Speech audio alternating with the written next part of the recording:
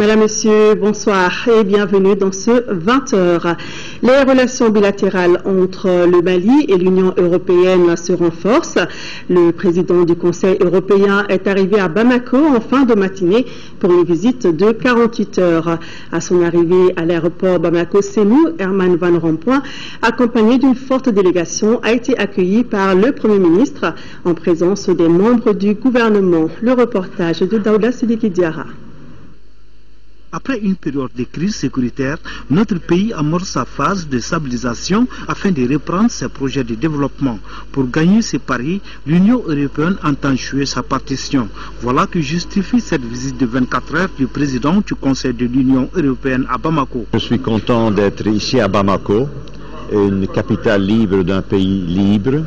L'Europe, les Européens ont tout fait pour qu'il y ait à nouveau la liberté et l'indépendance du Mali.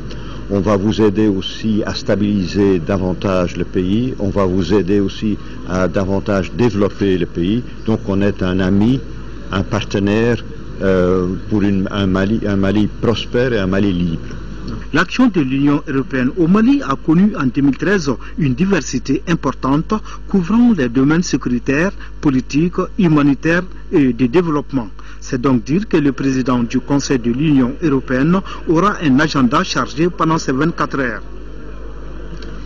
L'Union européenne va prolonger sa mission de formation au Mali jusqu'en 2016 et dans le cadre du 11e FED, elle va accroître son aide au Mali. Ce sont là quelques informations issues de la rencontre entre le président de la République, Ibrahim Boubacar Keïta, et le président du Conseil européen. Les deux personnalités ont ensuite animé un point de presse suivi par Mohamed Diarra. Le président du Conseil européen arrive à Koulouba pour une rencontre avec le président de la République, Ibrahim Boubacar Keïta. Le temps d'échanger sur la situation politique du pays. Ensuite, les deux personnalités animent un point de presse.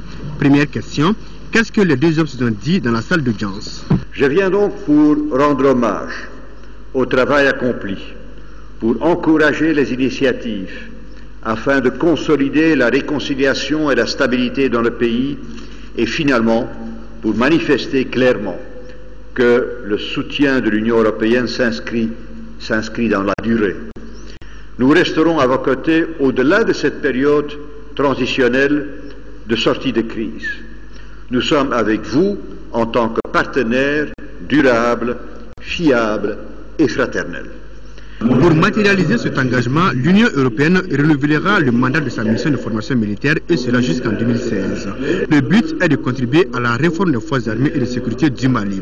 Une nouvelle fortement saluée par le président de la République, Ibrahim Boubacar Keïta. 4 bataillons aujourd'hui, je crois que le 4e bataillon est en voie d'achèvement. C'est dire donc ce qui a été fait de manière extrêmement importante déjà en si peu de temps.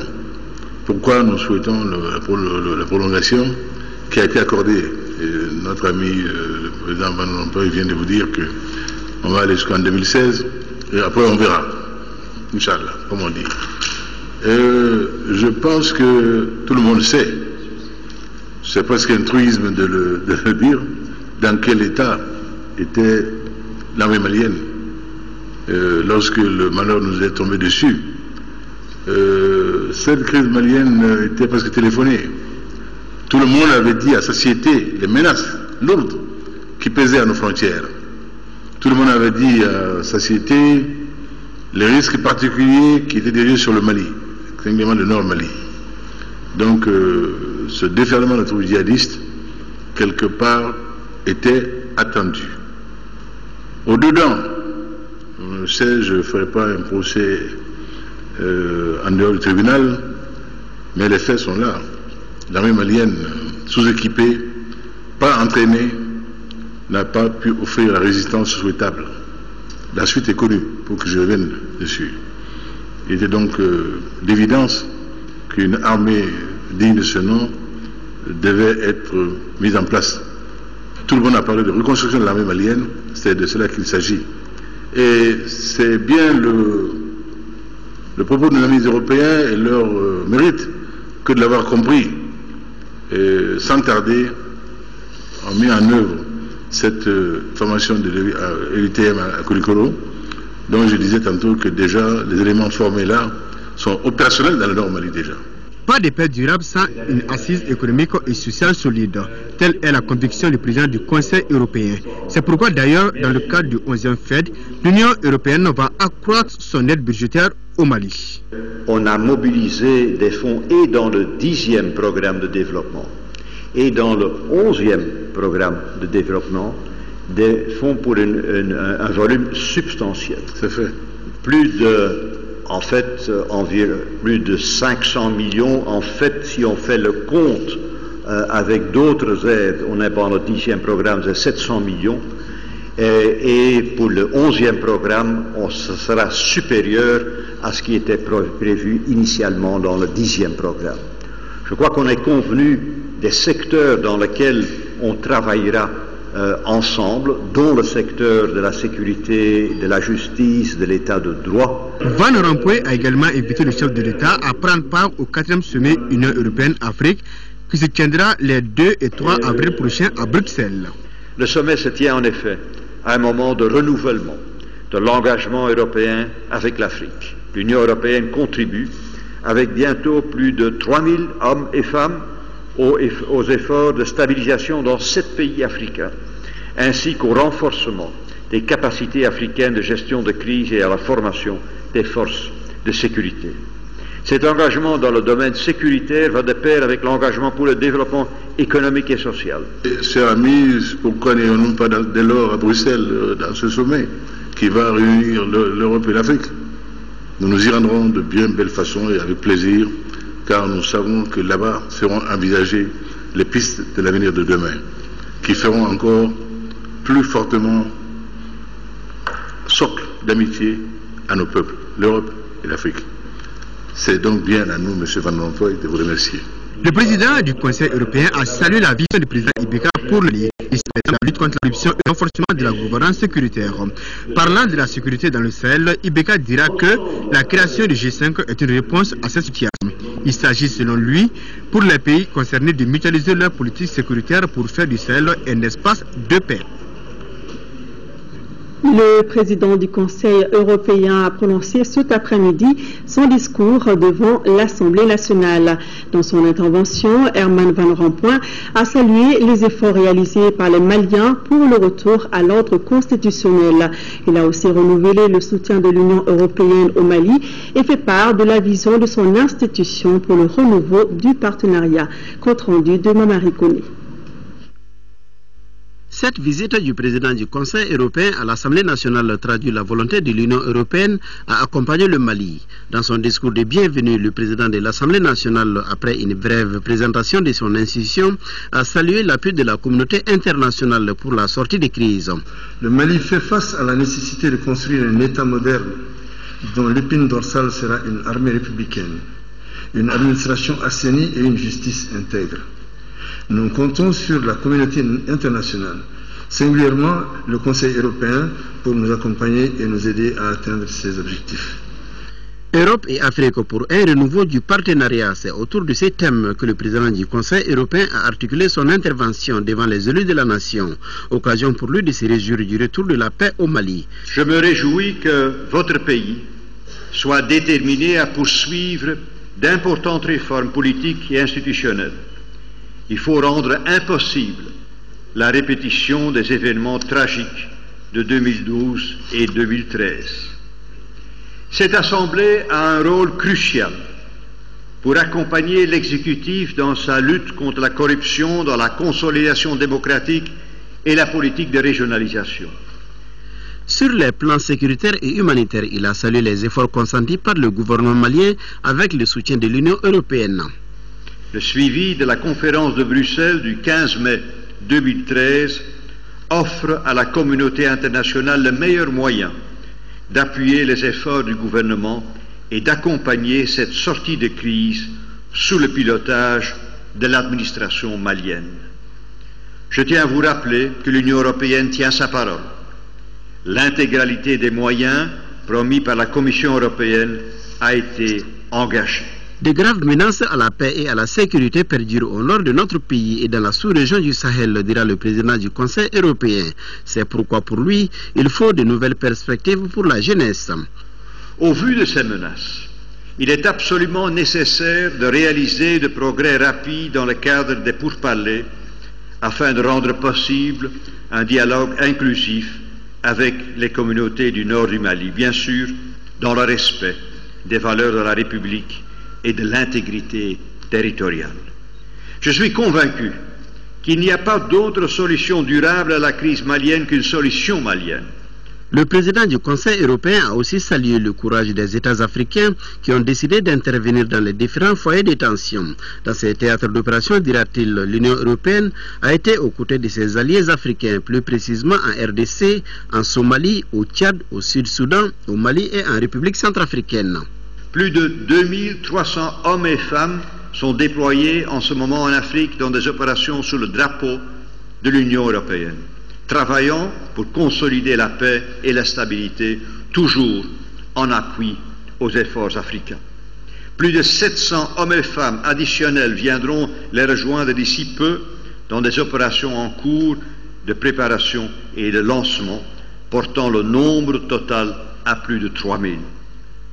Le président du Conseil européen a enfin évoqué la tenue du sommet Afrique-Union européenne les 2 et 3 avril prochains. Un sommet qui devra aborder le partenariat entre l'Afrique et l'Union européenne. Un partenariat qui s'intensifiera avec une enveloppe de 20 milliards d'euros pendant la période 2014-2020. À noter que le partenariat Union européenne-Afrique vise à transformer l'aide publique en investissement à travers le commerce, l'investissement et l'agriculture. Les élus de la nation ont dans leur majorité apprécié cette sortie du président du Conseil européen. Du Parlement, du Conseil de l'Union européenne. Il a dit beaucoup de choses qui nous ont principalement intéressés, mais il faut retenir qu'il y a quand même beaucoup à faire. Il l'a déjà dit d'ailleurs, mais en tant que parlementaire, je m'en voudrais, si vous me tendez le micro, de ne pas dire qu'on a encore besoin de l'Union européenne, on a encore besoin de la MINUSMA, on a encore besoin de toute la communauté internationale pour que le Mali soit réunifié. Le problème de Kidal reste un problème crucial pour nous. Et l'Union européenne vient d'intervenir à Bangui, en Centrafrique. On aurait bien voulu que quand la France a intervenu, que l'Union européenne soit là aussi. C'est vrai que mieux vaut tard que jamais. Ils ont accompagné, mais on attend d'eux qu'ils s'impliquent plus pour que le Mali soit réunifié. L'adresse du président du Conseil européen est une adresse qui donne un signal très fort par rapport à la qualité de la relation entre le Mali et l'Union européenne. Et ce que je retiens fondamentalement de cette adresse, c'est que le président conforte le peuple malien à travers cette adresse à l'Assemblée nationale en indiquant premièrement que la paix est un élément essentiel pour notre pays qui sort d'une crise très grave.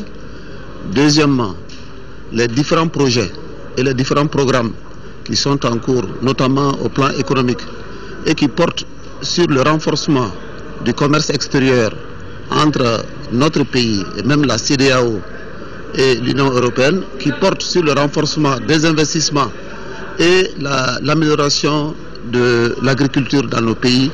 Voilà quelques-uns des points clés qui ont attiré mon attention par rapport à l'adresse du président. En quelques heures, le président du Conseil européen a eu plusieurs activités. Accompagné du ministre de la Défense, il s'est rendu à Koulikoro pour une visite à l'EUTM qui regroupe 22 nationalités européennes.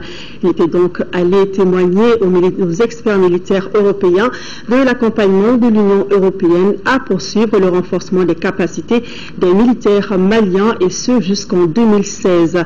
De Koulikoro, la correspondance de Seydou Traoré. La visite du président du Conseil de l'Europe ici à Koulikoro intervient à 3 semaines de la fin de la formation du 4e bataillon, le groupement tactique interarmes Balanzan.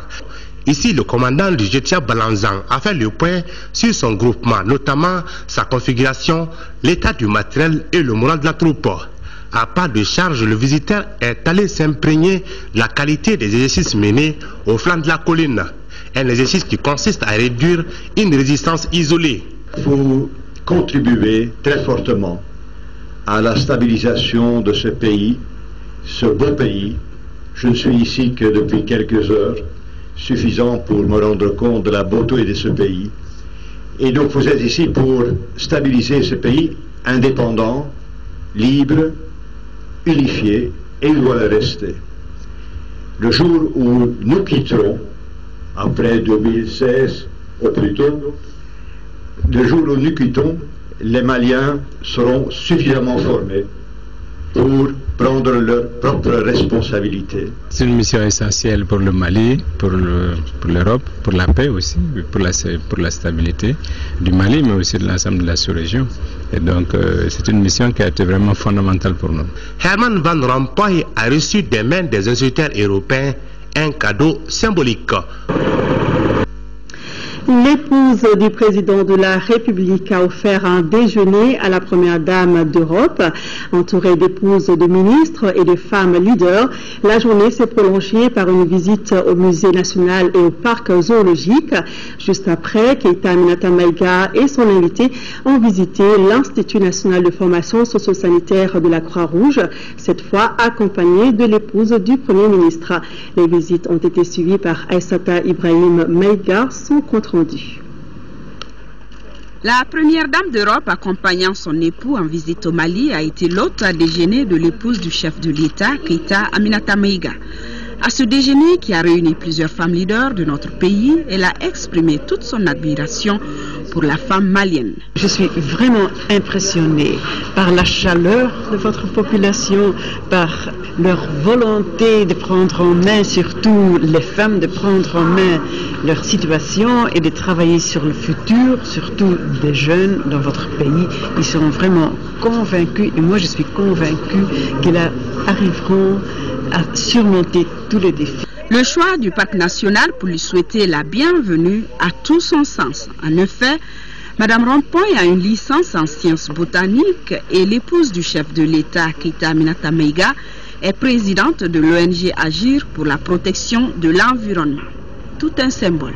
Autour de la table, deux First Lady, épouses de ministres, femmes politiques et représentantes de groupements de femmes, ont débattu des acquis en matière de développement durable. Ensuite, accompagnée toujours de Keïta Aminata Maïga, Madame Rompuy a visité le Musée national, un patrimoine partiellement financé par l'Union européenne. L'autre étape du programme de la première dame d'Europe concernait l'Institut national de formation socio-sanitaire de la Croix-Rouge au Mali. Accompagnée cette fois-ci de l'épouse du Premier ministre, elle a pu s'imprégner des conditions de formation dans ce centre. Ça m'intéresse tout court de voir comment vous vous organisez pour donner une bonne éducation au niveau de la santé, des infirmières, des docteurs. C'est tellement important.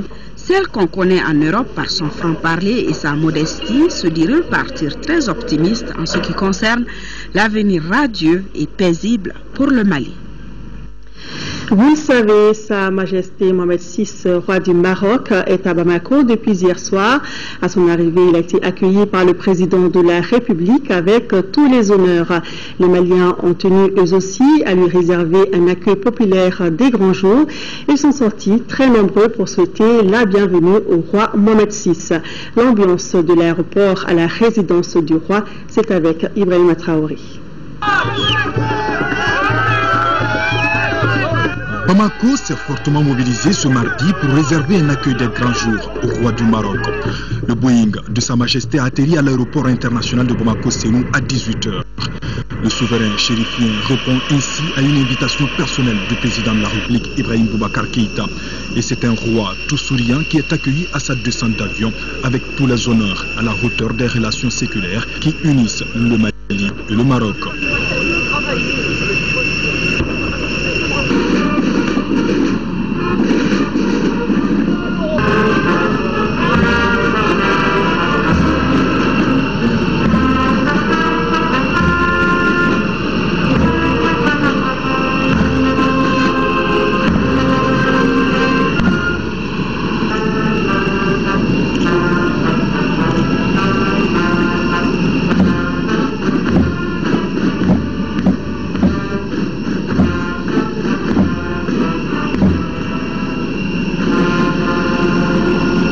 Après les honneurs militaires, le roi Mohamed VI salue le Premier ministre et les membres du gouvernement, les présidents des institutions, le corps diplomatique accrédité au Mali et plusieurs autres personnalités invitées.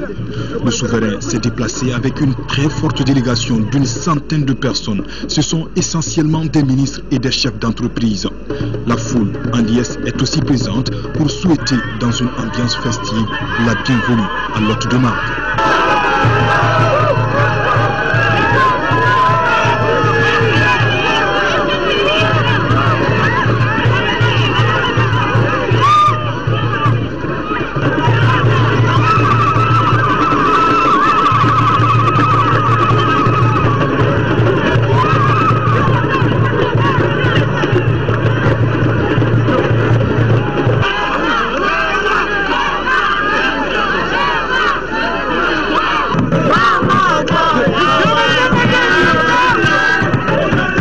La fête est agrémentée par le spectacle offert par les masques Dogon. Là aussi, sentiment de joie et d'estime se mêlent pour dire merci au roi pour toutes ses actions de solidarité en faveur du Mali.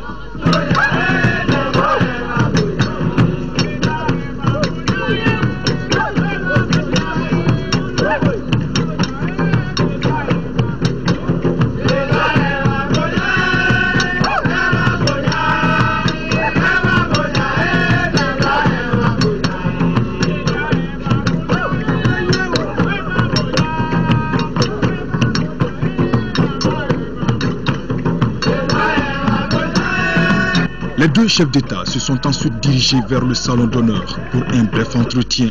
Un tête-à-tête suivi aussitôt d'un véritable bain de foule à travers la ville.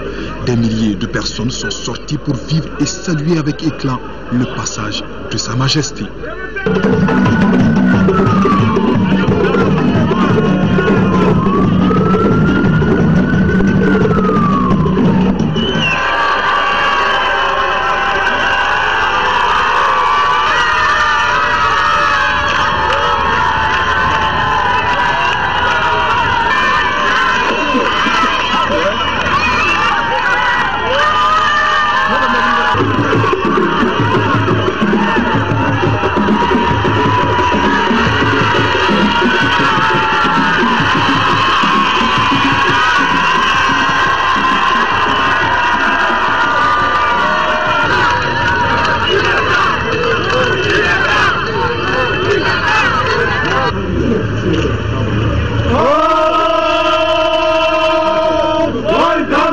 Cette visite du roi est sa deuxième au Mali après celle effectuée lors de la prise de fonction du président de la République en septembre dernier. Ce nouveau déplacement du souverain marocain en terre malienne atteste de la forte volonté des deux dirigeants de dynamiser et de consolider les relations de coopération entre les deux pays amis, unis par les relations économiques ancestrales et une histoire commune. La pose de la première pierre d'une clinique prénatale à Sérénikoro et la signature de plusieurs accords de coopération sont à l'agenda de ce déplacement royal.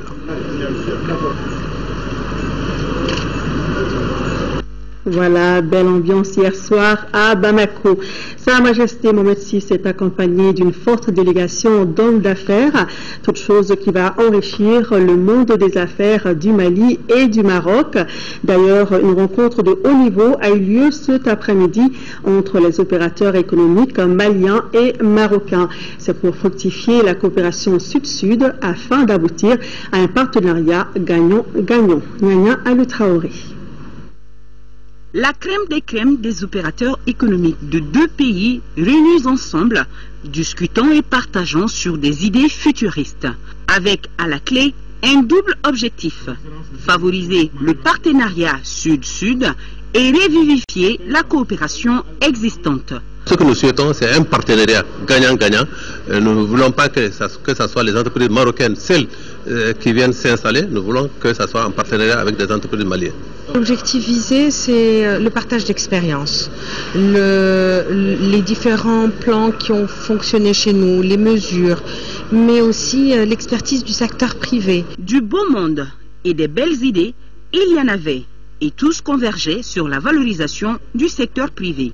Cette communauté d'affaires qui a accompagné Sa Majesté aujourd'hui au Mali est venue avec la détermination de se mettre au service du développement malien, au service des priorités fixés par le président et par le gouvernement malien, de manière à ce que l'impact soit un impact créateur de valeur, créateur de richesse, un impact qui contribue à l'accélération de la dynamique de développement du Mali. Valorisation du secteur privé, mais surtout que le secteur privé entre dans des activités à forte valeur ajoutée, notamment dans l'agriculture et l'agro-industrie. Vous savez que le Maroc est un pays qui bénéficie d'une grande expertise dans ce domaine-là, et nous souhaitons d'une part attirer les investissements marocains dans ce secteur au Mali, mais aussi l'expertise marocaine, afin de nous renforcer nos capacités pour qu'on soit en mesure d'être vraiment au centre de la sous-région, l'exportateur de produits à très forte valeur ajoutée dans le domaine de l'agriculture et d'autres secteurs bien entendu. 3 thématiques au menu de la rencontre: le développement du secteur agricole et agro-industriel, des infrastructures économiques et du secteur des mines et de l'énergie. Des panels développés et soutenus par des ministres et des opérateurs économiques des deux parties. La rencontre à elle seule est déjà une réussite. Pour certains opérateurs économiques maliens, elle est le début d'un long processus de coopération. Je pense que de telles initiatives doivent être développées, multipliées pour développer les échanges sud-sud. Notre attente par rapport à de telles rencontres, qui va de 2 volets. La première est de prendre d'abord le contact avec nos homologues marocains, de se connaître, et ensuite dérouler le tapis des investissements qu'on a en main. La note finale de la réunion a été donnée par le ministre de l'économie et des finances. Madame Boiré Fidi Sissoko n'a pas manqué de saluer une initiative qu'elle souhaite pérenne. Ce matin, les opérateurs économiques marocains étaient au Conseil national du patronat du Mali, une visite de courtoisie pour baliser le terrain pour les prochains échanges entre les deux parties. Reportage de Nando Jambili. Courte séance de travail, présentation du Conseil national du patronat du Mali, remise de cadeaux et visites guidées. Tels sont les temps forts de cette cérémonie qui se tient en prélude des échanges formels au haut niveau entre opérateurs économiques maliens et marocains. La cérémonie qui nous réunit ce matin est pleine de signification pour nous, car elle est relative au renforcement des relations de coopération entre les secteurs privés des deux pays frères à travers leurs organisations patronales. Nous connaissons l'intérêt et la grande marque d'affection que Sa Majesté le roi Mohamed VI porte au Mali. Par votre présence ici ce matin, à la tête d'une délégation de haut niveau de chefs d'entreprise, nous mesurons également votre intérêt pour le Mali. Constatant avec satisfaction l'intérêt des petites et moyennes entreprises marocaines pour le Mali, qui interviennent dans le secteur des services et des fruits et légumes, les deux parties estiment qu'il est de leur devoir de donner un contenu concret et économique à cet intérêt mutuel. Vous avez parlé de nos liens séculaires et historiques, mais nous sommes encore là pour écrire une page de l'histoire sur l'économique. Nous avons une forte dépendance culturelle et une forte dépendance culturelle, et nous voulons avoir une forte interdépendance économique. Vous avez parlé de nos opérateurs économiques précurseurs, mais aujourd'hui on est tous mobilisés, tout type de secteur confondu, pour pouvoir accompagner le développement de notre continent. La présence des opérateurs économiques marocains au Mali leur donne accès au marché commun de l'espace UEMOA avec 80 millions de consommateurs et celui de la CEDEAO avec 300 millions de consommateurs. Les deux parties s'engagent désormais à transformer cet énorme potentiel en réalité d'affaires. Rappelons qu'ils sont 27 chefs d'entreprise marocains dans la délégation du roi. Restons dans le domaine de l'économie. La Banque de développement du Mali, BDM, la Banque nationale pour le Mali, BIM, et la Société des télécommunications du Mali sont des signes de la présence économique du royaume chérifien au Mali. À travers ces sociétés, d'importants investissements ont été opérés avec des retombées certaines pour notre économie. Alocéne Touré nous invite à visiter ces fleurons de la coopération entre le Maroc et le Mali. Avec 36 représentations au niveau national et 3 à l'extérieur, la Banque de développement du Mali peut se targuer d'avoir capitalisé au maximum les acquis de la présence dans son capital de la Banque marocaine pour le commerce extérieur. Aujourd'hui, la BMCE a un pourcentage de 27,38% dans le capital de la BDM. Ce qu'il faut dire, c'est qu'au départ, la BMCE, à travers ses cadres, assurait la gestion de la banque de 1989 jusqu'à 1994. Et l'objectif de cette assistance était de former les cadres maliens pour pouvoir prendre la relève. Et cette relève a été assurée en 1994. De son côté, la Banque internationale pour le Mali est détenue à 51% par Attijari Wafa Bank. Même si l'arrivée de cette dernière dans le capital est plus récente, elle prétend jouer les premiers rôles. Il y a encore quelques années, on était pratiquement 5e dans le placement de ces banques qui sont au nombre de 13 au Mali. Aujourd'hui, grâce au travail fait, à la proximité avec la clientèle, au développement des flux aussi bien domestiques qu'internationaux, nous pouvons dire sans risque de nous tromper que nous sommes au pire des cas 3e. Autre fleuron non moins important, la Sotelma Malitel, avec son partenaire stratégique, Maroc Télécom. Ce que ce partenariat a apporté est perceptible sur, je dirais, à tous les niveaux ou tous les compartiments de l'entreprise. Sur le plan technique, donc il y a eu un grand effort ou un vaste, je dirais, programme de modernisation et d'extension de toutes les infrastructures techniques.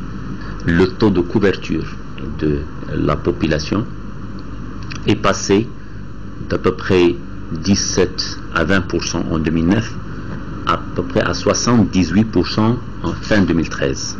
Toutes ces sociétés ambitionnent de propager leurs actions tout en améliorant la qualité de leur offre, contribuant ainsi à rehausser l'intensité de cette coopération sud-sud si exemplaire. Et le séjour de Sa Majesté Mohamed VI, roi du Maroc, et de sa délégation se poursuit demain avec notamment la cérémonie de signature de plusieurs conventions entre nos deux pays. Ce sera dans la salle des banquets de Koulouba. Sur un tout autre sujet, le syndicat national de la santé, de l'action sociale et de la promotion de la famille observe une grève de 48 heures du 19 au 20 février. Selon son secrétaire général, le motif de la grève est la mutation d'un syndicaliste du CHU, Gabriel Touré, une décision qu'il qualifie de contraire au texte syndicaliste. De l'autre côté, par contre, le syndicat national des travailleurs des hôpitaux et des structures de santé n'a pas voulu partir en grève pour motif la situation actuelle du pays. Pour en savoir plus, notre équipe de reportage dirigée par Moussa Fané a fait un tour au centre hospitalier universitaire du Point G et au centre de santé de référence de la commune 5. À l'appel du syndicat national de la santé, de l'action sociale et de la promotion de la famille, certaines structures sanitaires observent un mouvement de grève depuis ce mercredi 19 février 2014 pour 48 heures. La grève a été observée sur notre structure, mais avec le service minimum. On n'a pas eu d'incident avec les patients, réellement, puisque quand les urgences arrivent, les urgences sont prises en charge. Nous avons du personnel qui est suffisamment présent. Donc les activités se déroulent normalement.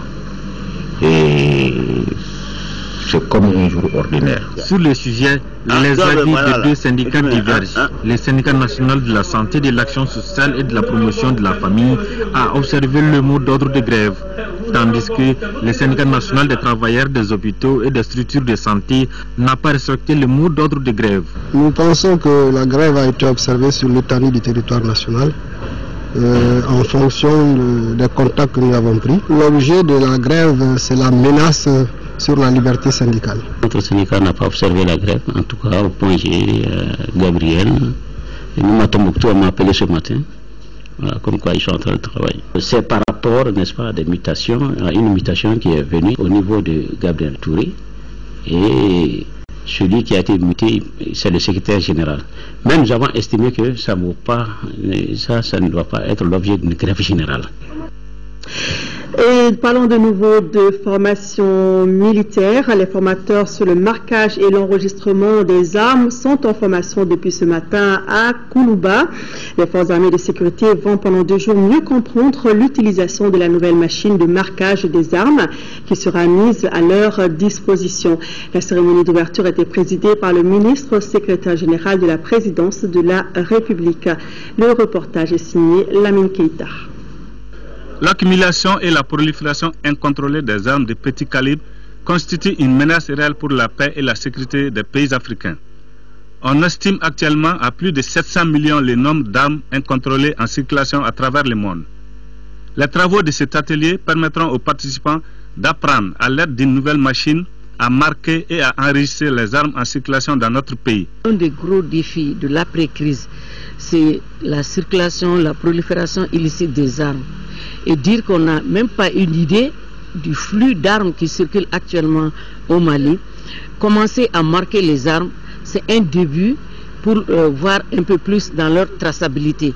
Donc c'est très très important.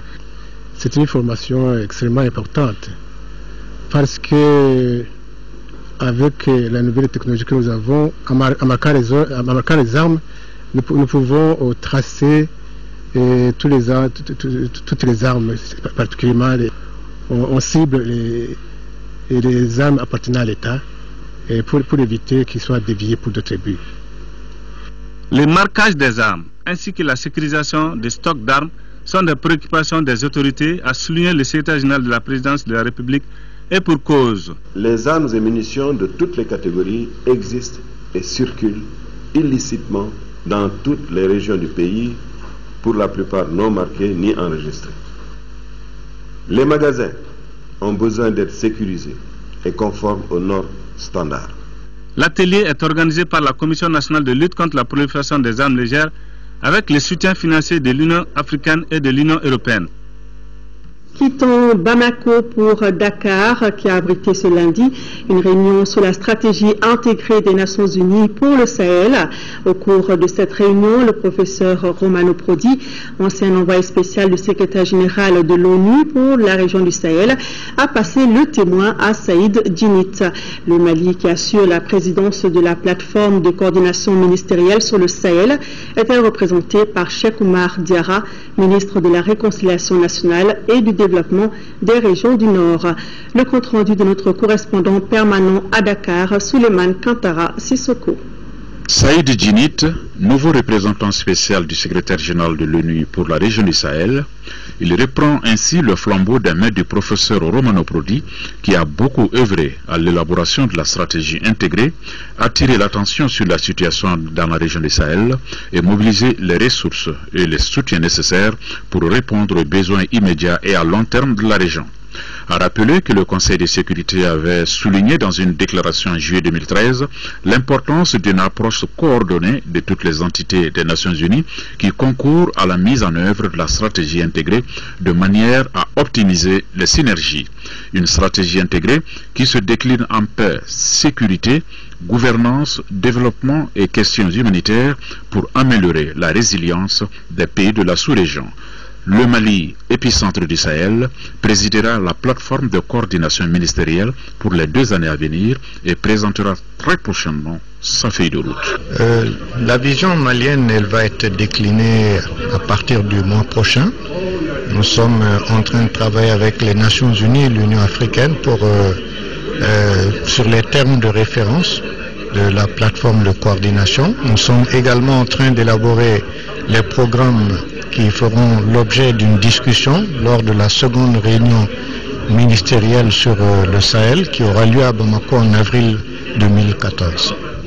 La vision va s'articuler autour des grands thèmes qui sont au cœur de la stratégie intégrée du Sahel, c'est-à-dire la gouvernance, la sécurité et la résilience.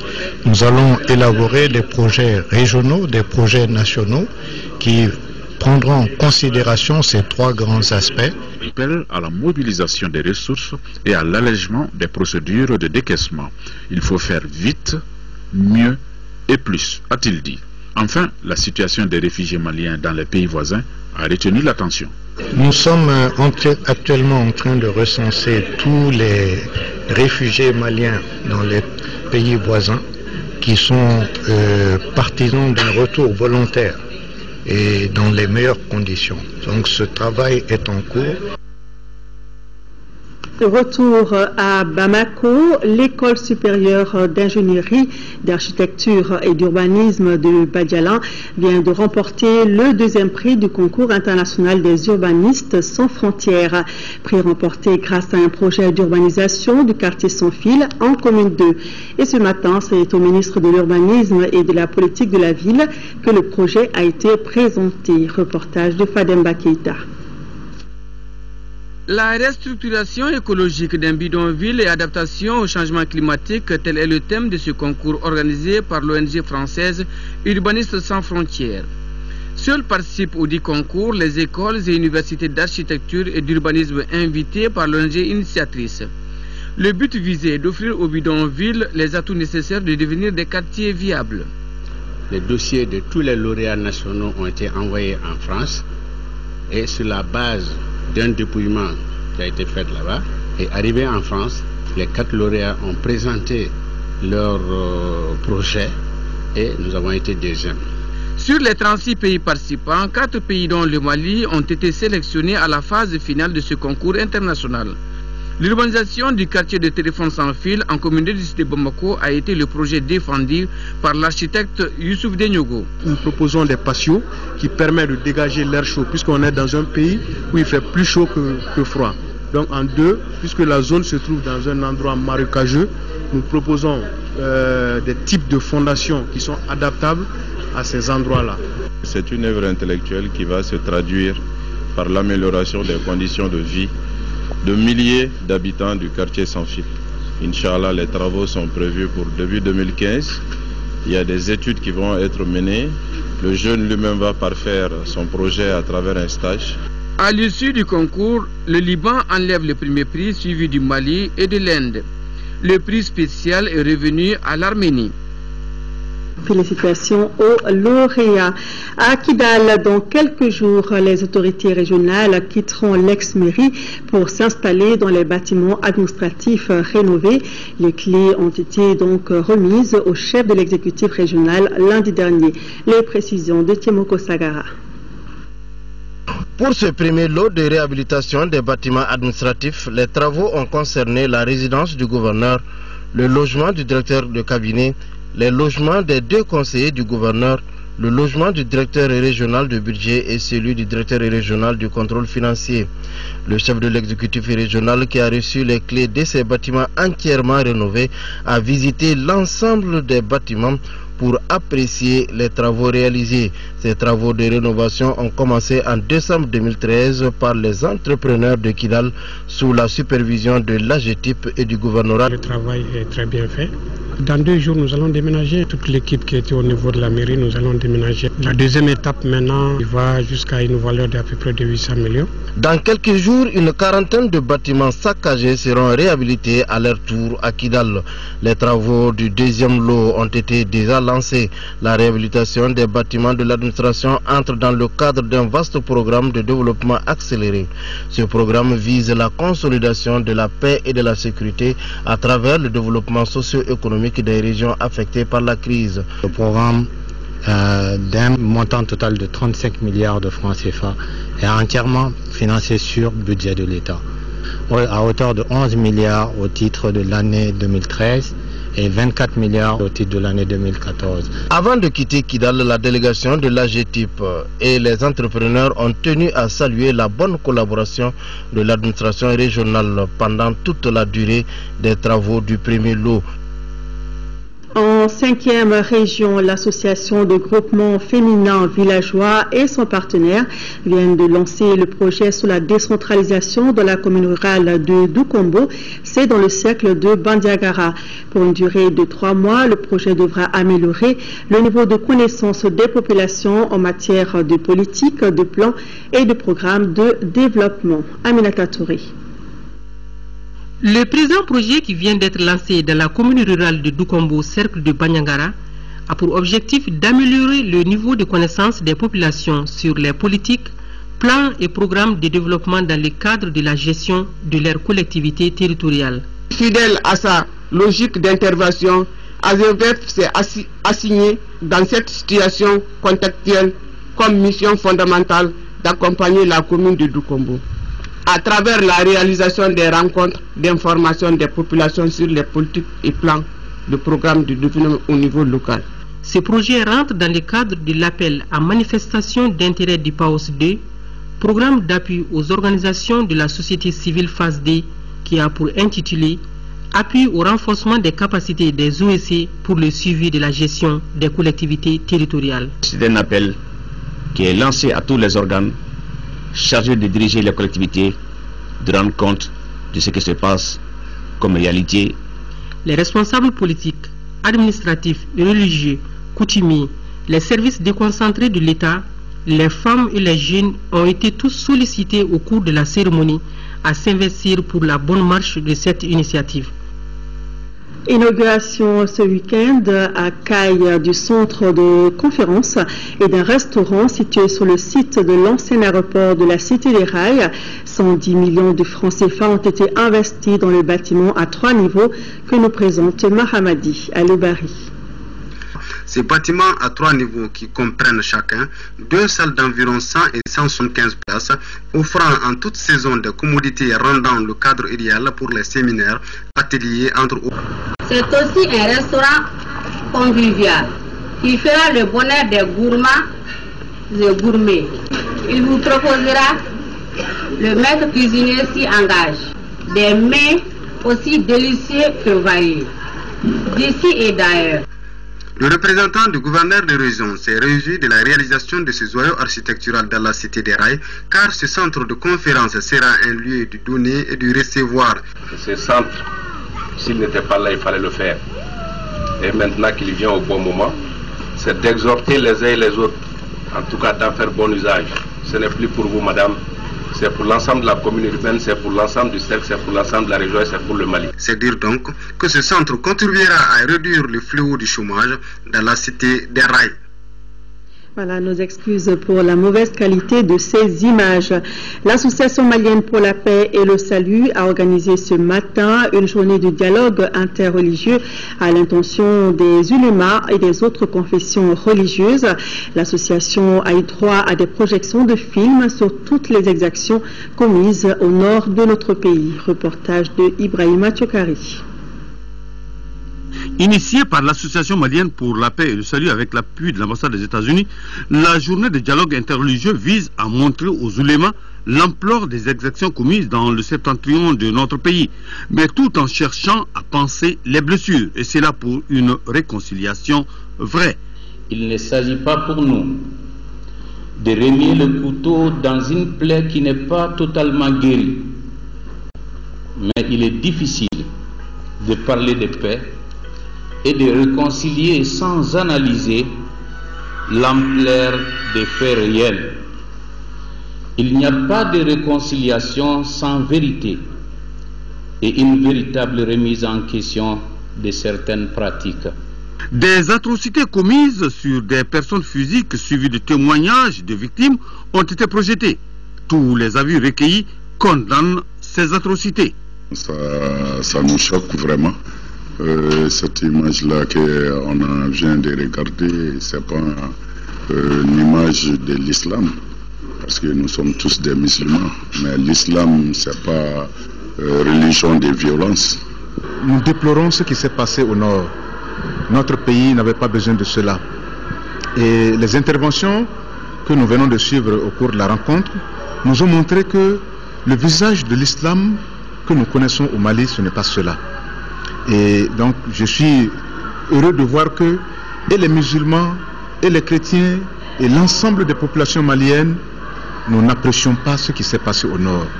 Pour les guides religieux, l'extrémisme religieux est le foyer de tous les dangers.